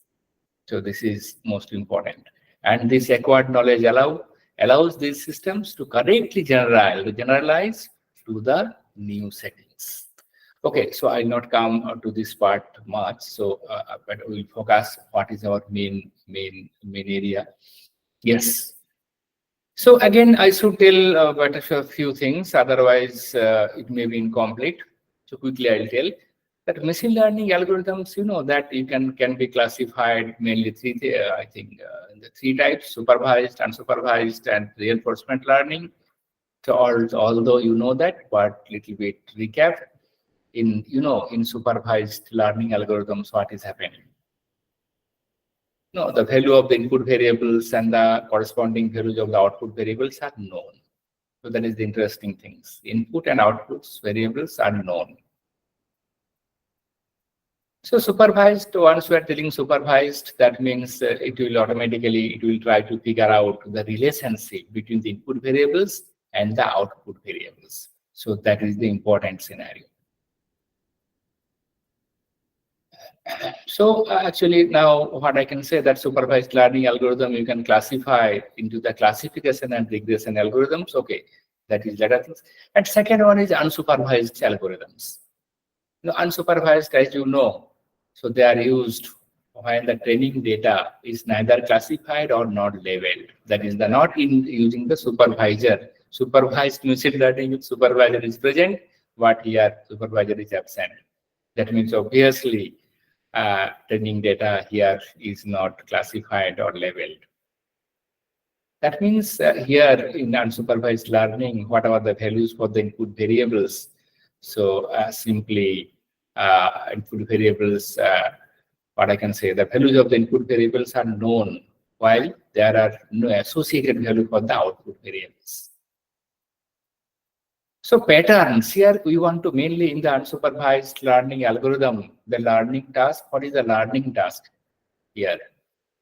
Figure out to describe the hidden patterns in the input data. That is the main purpose for the unsupervised learning algorithm. Figuring out the patterns in the input data. Clustering, association rule mining, many things are there. And finally, reinforcement learning.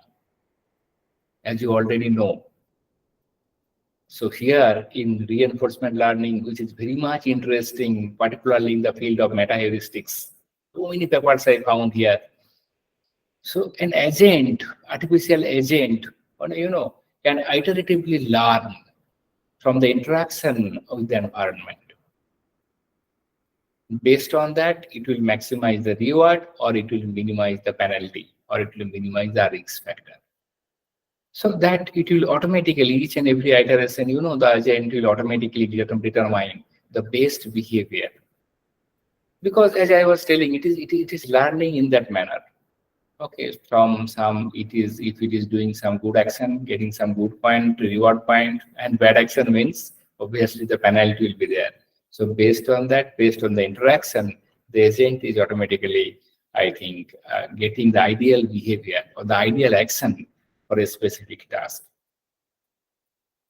So simply whatever I found maximum that, in this reinforcement learning algorithm, few things are there now, that Q-learning, learning automata, but I found the application of learning more in the context of meta-heuristics algorithm.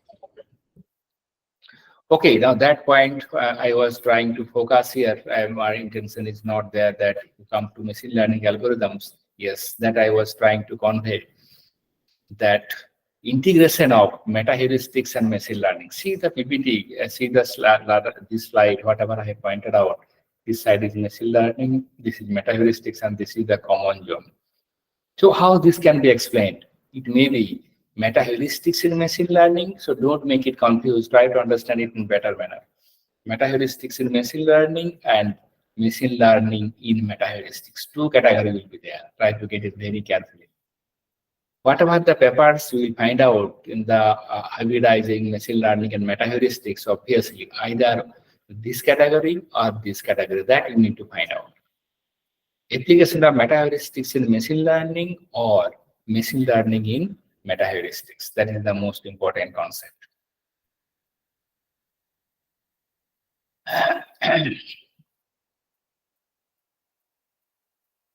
So since today, as I was telling, I will focus mainly on this part, right side, application of machine learning in meta heuristics. So how machine learning can be used? See, that I will explain a little bit in detail for algorithmic selection, fitness evaluation, initialization, evaluation, which operator you want to use, parameter setting, and finally it is cooperations. So mainly whatever I have found, so for these 6 tasks, okay, so you can apply the concept of machine learning into meta heuristics. Now, okay, now one by one, I should tell that how it is helping us this algorithmic selection or fitness evaluation. So I'll not go in detail, but quickly I can tell you some idea about that. So algorithmic selection, let us first come to the fact that algorithmic selection. Once we are solving some optimization problem with meta heuristics, what is the first decision that we should take? So you are solving an optimization problem. The problem is that, once again, I am telling problem statement. You want to solve an optimization problems with meta heuristics based approaches. Obviously, the first thing should come in your mind that so many meta heuristic approaches, starting from genetic algorithm, man-called optimization, PSO, many others are there. Cumulative annealing, many things are there. Gray optimization, harmony optimization, what is not there. So that means, first decision should be to select one or maybe a group of meta heuristic approaches for solving the problem. That means for that kind of problem, which meta heuristics would be much more useful among a number of meta heuristic approaches. Now here you can take help of the machine learning technique. Machine learning techniques that they have a good prediction capability regarding the performance of various meta heuristics to solve that particular problem. So this is one kind of algorithmic selection that to solve some problem, real life problem, which meta heuristic approaches we need to use. So that for that purpose, we can use machine learning algorithms. That will be quite interesting for us. Sometimes knowingly or unknowingly to solve some problems, we use some meta heuristics. Maybe that is well fitted, maybe that is not well fitted. Again, we apply. Ultimately, end of the day, we get, okay, results are not promising. If we apply another meta heuristics, result is much more promising. So to avoid that kind of scenario, you can do that. Secondly, most important part, fitness evaluation. From the very beginning, I think I told many times repetitively this part, fitness evaluation. So once you can tell that how important or how efficient your meta heuristic approach is, okay, that mainly depends on this fitness function, fitness evaluation function. So if unless your fitness function or objective functions is not that much simple, not that much better, then maybe that it will be taking much more time. So how here our machine learning techniques can help us? Obviously, machine learning technique can speed up the total computation process. How it may approximate by approximating simply the computational expensive fitness function.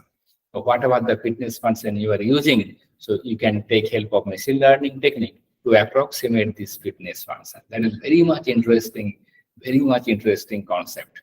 I think many papers have used this idea, this how to approximate fitness function using machine learning approaches. So if I get some time, obviously we'll explore, but now not pointing in details. Now initialization, again, that is important thing, So I told at the beginning that meta-heuristic approaches may be of two types, single solution based and multiple solution based.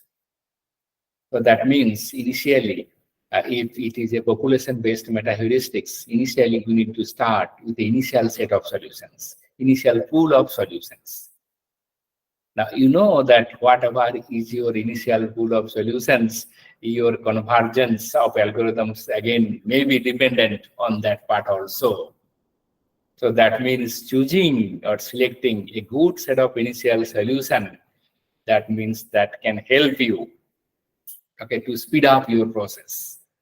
Here again, machine learning techniques can help you, to generate good initial solutions.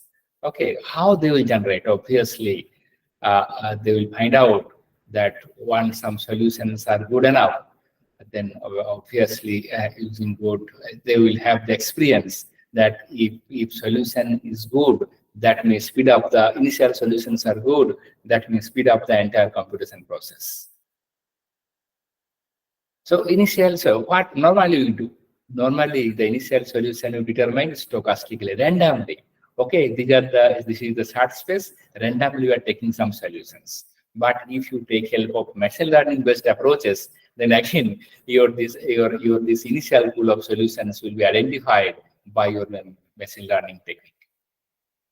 And second one is the evolution. This fourth one is the evolution. How machine learning can contribute here. Evolution means what? So, this is the entire search process. Evolutionary algorithms. Genetic algorithm is said to be evolutionary. Evolutions from one evolution to second evolution, gradually updating the solution quality. So what do you mean by evolution? I can tell it may mean the entire search space, starting from the initial solution towards the final solution. The entire search space. So it may mean for that the evolution. Now, what will happen?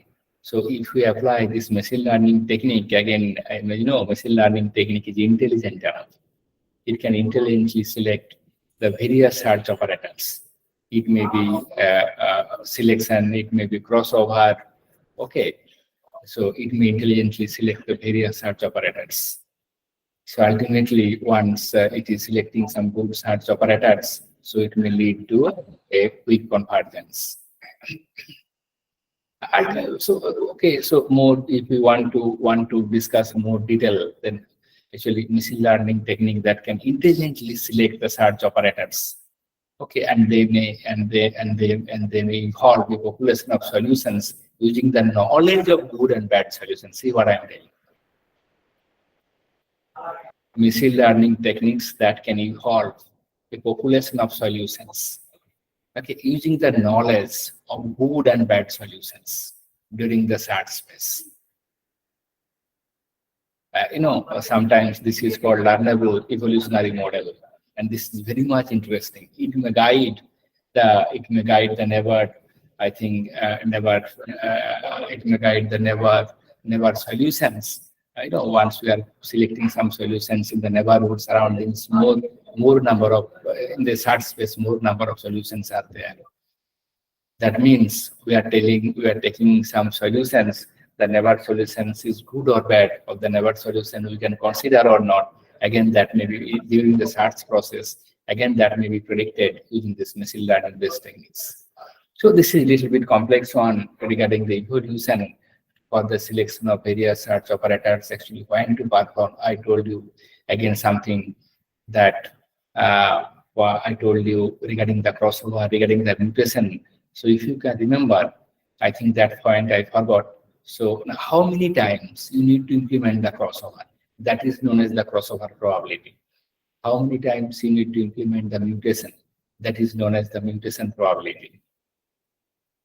So that means, so normally the crossover, so that is, we write normally these two things, that is crossover probability, and second one is that mutation probability. Crossover probability is much more higher than the mutation probability. But what will be actually the crossover probability? Normally, we fix it from 0.6 to 0.8. Just one minute. Hello? Yes. Return आ गया. ठीक है मैं meet कर लूंगा. ठीक है. Okay.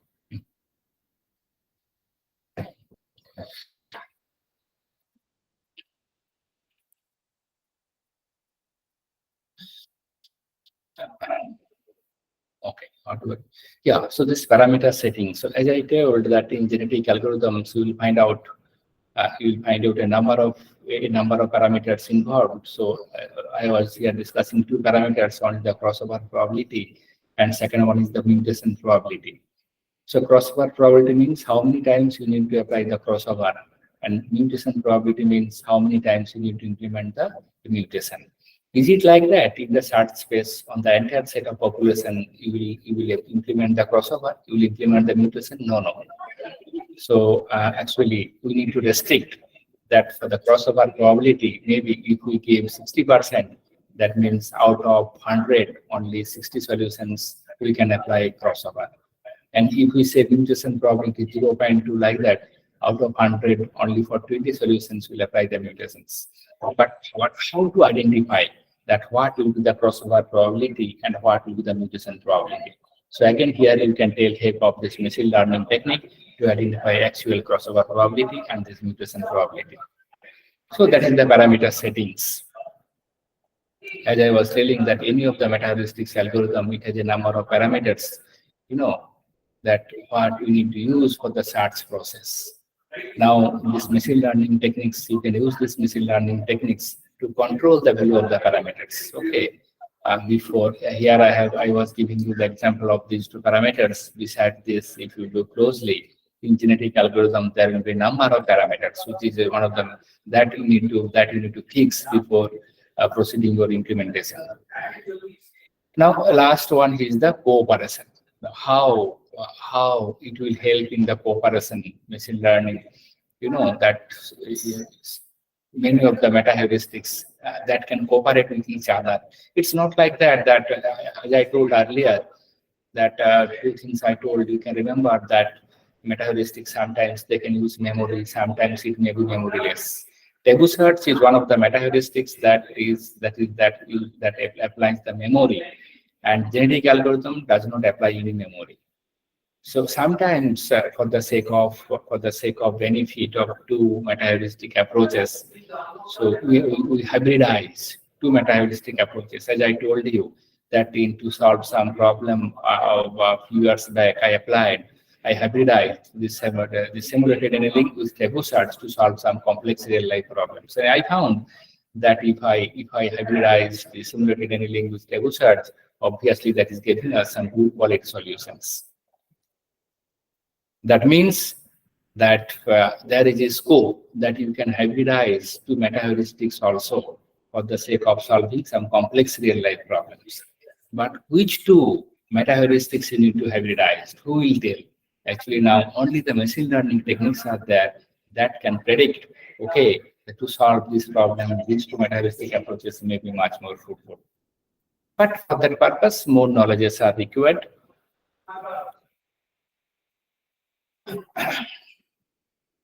Okay, so now whatever we are discussing, I discussed so category-wise that where in which places we can apply machine learning techniques to meta-heuristics for the purpose of solving that what is the applicability of machine learning approaches into meta-heuristics.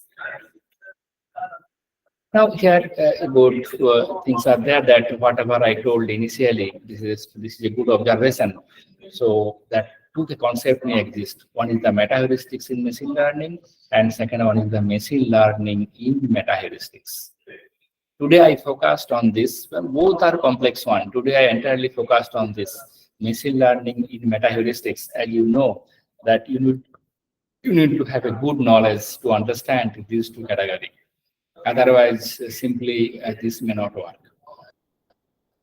So, although these meta heuristics and these machine learning techniques that have been initially developed for different purposes, but they may perform common tasks, feature selection, or solving the optimization problems in much more suitable or much more better manner. Some water.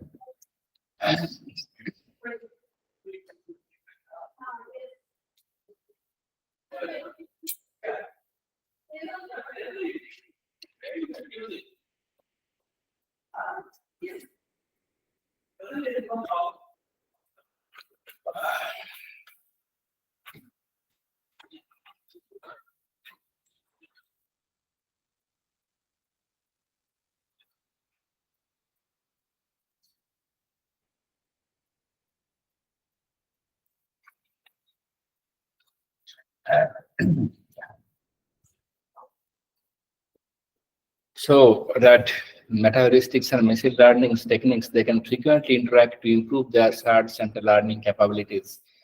Now, meta heuristics can have widely employed in ML tasks, that meta heuristics in ML also for the last few decades. So as I was telling, meta heuristics can be used to see the another from the another angle. Now, so far, whatever we are telling that we are telling on only the machine learning in meta heuristics. As you know, that machine learning techniques recently researchers are using to solve various complex optimization problems or combinatorial optimization problems, and we are getting some good result. And most interestingly, the similar manner, again, machine learning also can be employed in meta heuristics also can be included with the machine learning task, what to do there. Here, I will not explain more. The meta heuristics can be used for feature selection, parameter settings of ML techniques or pattern recognition. Very much important one. It's a very much important one. See here. Okay, so you know that in various machine learning algorithms there are number of parameters. Okay, so obviously for this parameter setting of ML techniques also we can use the meta heuristic approaches, and that is very much ideal one. So this machine learning techniques, now this is the one important scenario that now we are trying to do one paper now that we are working on that how meta heuristics based approaches can be suitable for parameter settings of machine learning techniques.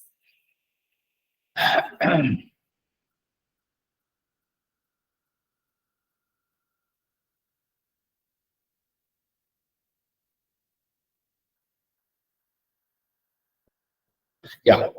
Now let me discuss that what are the challenges. So this is very much important one, that what are the challenges of using machine learning in meta heuristics.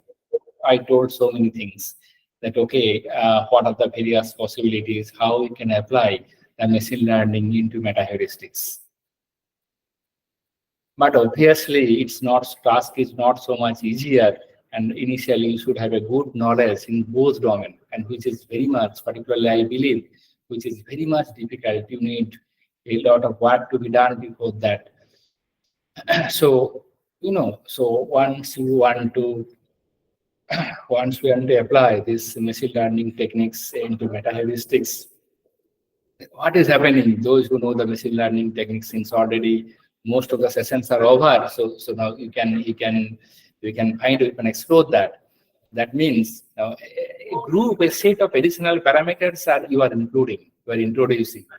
Once you are applying this integrating machine learning with meta heuristics, obviously you are including a set of additional parameters. And which parameters, obviously, you should take a good hold.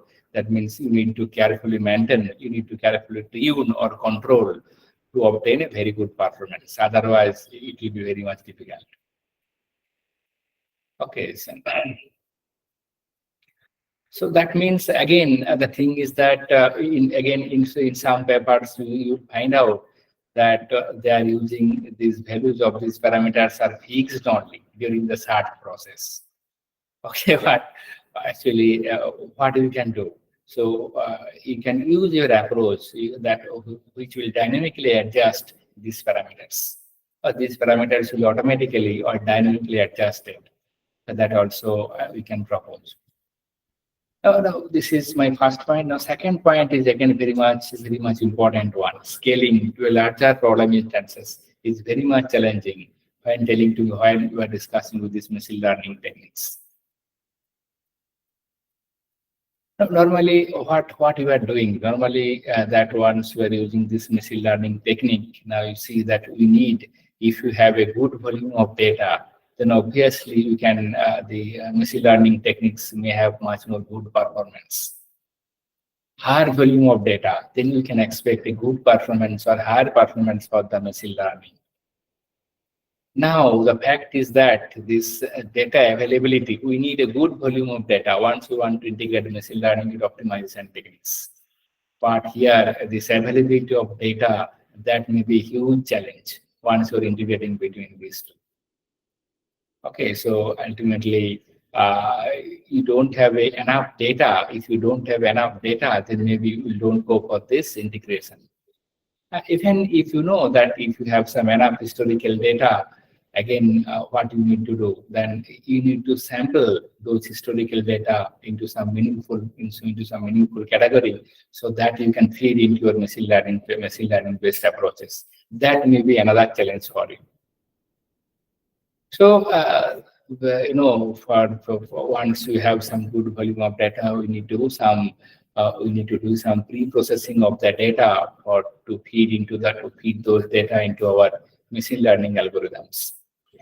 So that whatever I'm finding, that may be another huge problem for you. Now, most interestingly, what I need to tell, that this is my last point. What in this PPT, whatever I have included, that real life problems or day-to-day real life problems they are becoming much more complex, increasingly complex. That means you need to now, all we are working on the big data. Data science is coming into picture. We are working on the big data.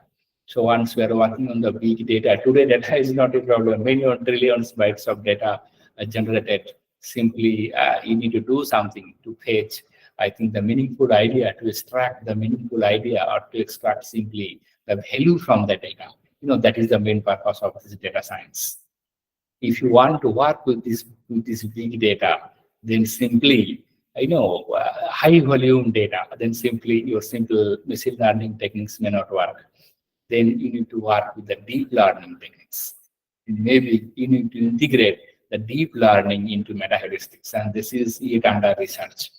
How to integrate the deep learning techniques into meta heuristics, that is really, I think, I don't know, that an emerging issue. If you can work on that, that will be exactly okay. That will be very much fine. Immediately you can publish some paper based on that. Very much challenging, as I was telling now, that how to incorporate data science and optimization techniques. That, as I was telling, the main fundamental concept of data science, it is working on a high volume data, and it is trying to fetch the value from the data. From the high volume data, we want to go insights. We want to find the insights of the data, and we want to apply the data from some organizational points of view, from some business perspective, so that now that organizations are much more interested for the data science for their profits only. Okay, they are applying so much, hiring scientists, data scientists. Okay, you just analyze the data, whatever big industries analyze the data and tell us something, so that we can once again maximize the profit. That means this is not an easy task, fetching the insights from the so much high volume, labeled, unlabeled, mix up, many things are there. And then again, they need to apply the optimization techniques. That means once we are fetching some data, then on those data, we need to optimize it. So all data may not be equally useful. So which data is much more useful? So much complex picture may come into this, may come into scenario. That means that you need to apply the deep learning with meta heuristics, which is whatever I am telling, that again, which is much more challenging.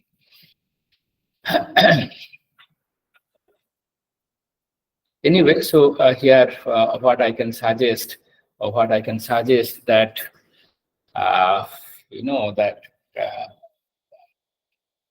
that uh, but you can start research work with first of all you should have a good knowledge on this, good hold on this machine learning approaches, and a good hold on some of the meta heuristic based approaches. Okay, then obviously once you can try that how to integrate these two approaches.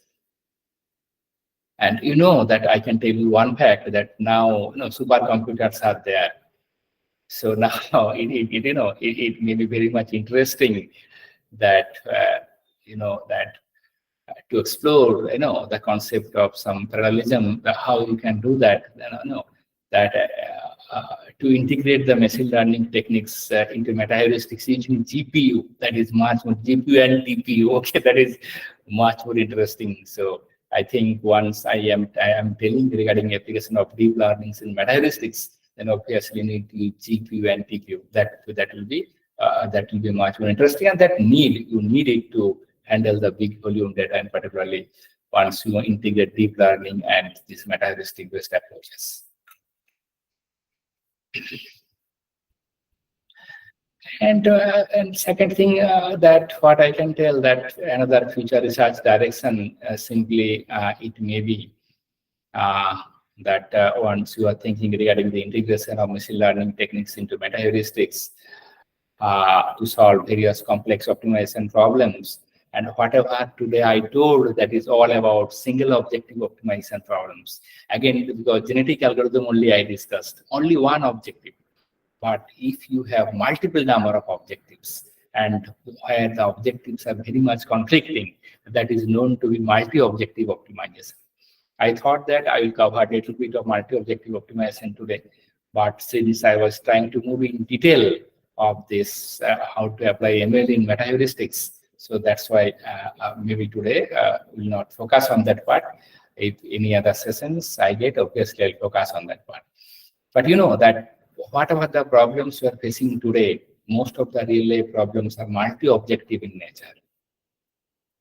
Multi-objective. Multi-objectives, as I was telling, multi-objective in nature, and where the objectives are conflicting. If you want to maximize one thing, the other things will be minimized, like that only. It's not today, whatever the problems we are facing, not like that. All of the problems are simply straightforward and single optimization basis. No, all these are multi-objective optimizations. No, here I can tell you one example that I want to move from here, Warangal to Hyderabad. I want to make, okay, no, I should go faster, time should be less. At the same time, or no, my cost also should be less. Is it possible? Time I want to make it less. That means I should pay more. So both minimizing time and cost may possible. You want to move faster from Warangal to Hyderabad. This is one kind of, whatever you are thinking, the objectives are conflicting objectives. If you want to maximize one thing, other things will be minimized or like that. And whatever I have found, there is so much research work on integration of machine learning and multi-objective optimization. So there is a huge, I think, scope that if you can work on integration of machine learning and multi-objective optimization, obviously that will be a good work, and that will open up one new research direction. Although we are trying for that, but getting some finding some difficulty. Now let's see how much we can proceed. But obviously that will be a new research direction, and that will help you for your future career also.